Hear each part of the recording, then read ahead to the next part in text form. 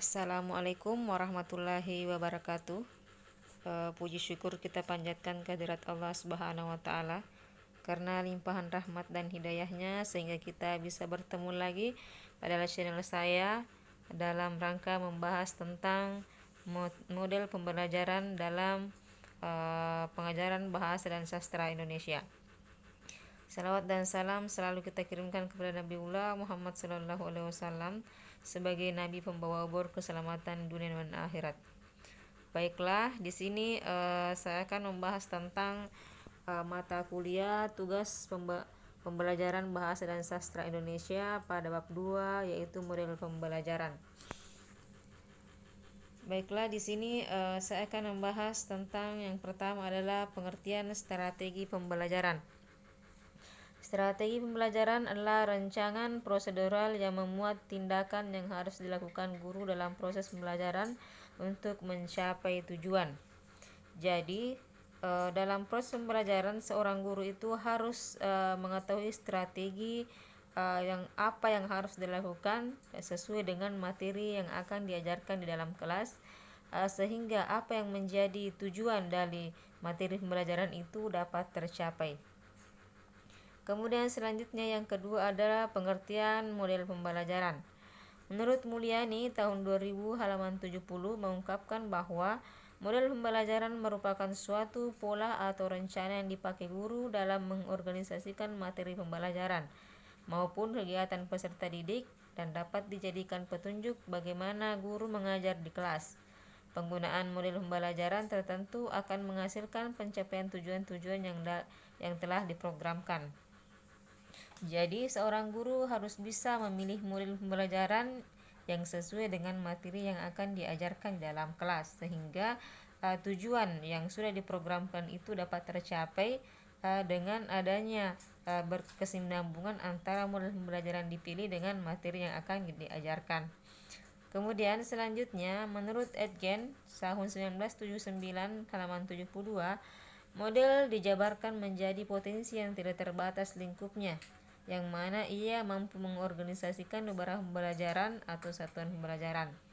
Jadi model pembelajaran itu banyak, ya, bergantung dari seorang guru mana yang dia pilih dan sesuai dengan materi pelajaran yang akan diajarkan di dalam kelas. Jadi materi dan model pembelajaran itu harus sesuai sehingga tujuan yang akan kita programkan itu bisa tercapai.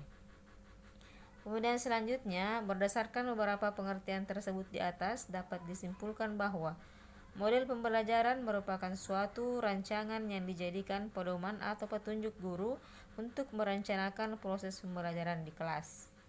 Jadi, sebagai seorang guru harus memilih model pembelajaran yang sesuai dengan materi yang diajarkan.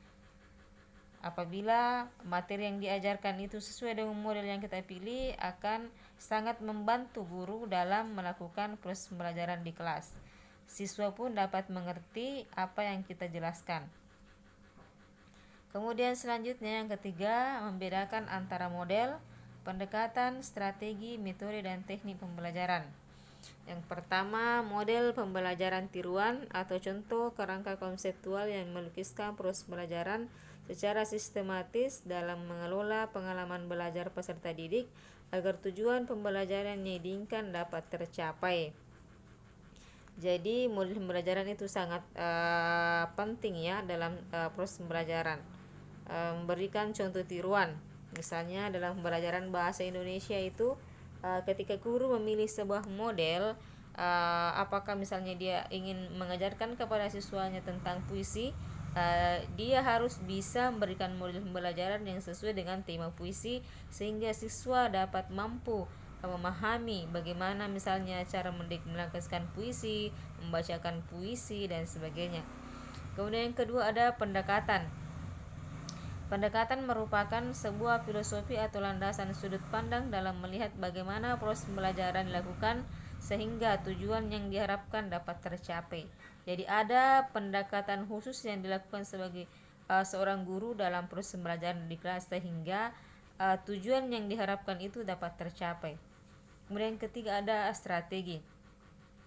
Strategi pembelajaran adalah rancangan prosedural yang memuat tindakan yang harus dilakukan guru dalam proses pembelajaran untuk mencapai tujuan. Jadi selain dari model pembelajaran sudah ada, pendekatannya sudah bagus, yang ketiga juga harus ada strategi bagaimana kita bisa merancang strategi dalam melakukan atau dalam menyampaikan materi di dalam kelas sehingga siswa dapat mengerti apa yang kita sampaikan. Kemudian yang keempat ada metode.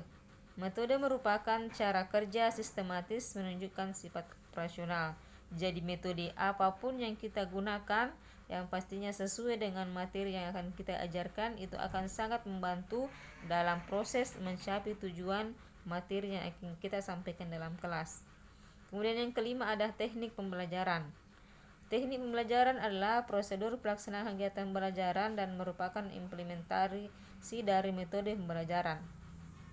Jadi selain dari model, pendekatan, strategi, dan metode, teknik pembelajaran juga sangat penting sehingga dapat mencapai atau dapat dicapai tujuan yang akan kita programkan dalam proses pembelajaran sehingga apa yang kita sampaikan atau materi yang kita sampaikan itu dapat tersampaikan kepada peserta didik dengan baik.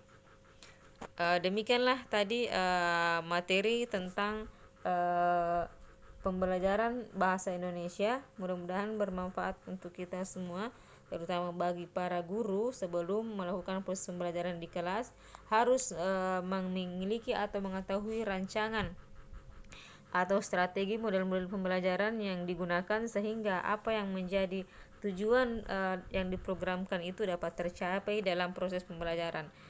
Terima kasih atas waktunya. Demikian dari saya. Wabillahi taufiq wal hidayah. Wassalamualaikum warahmatullahi wabarakatuh.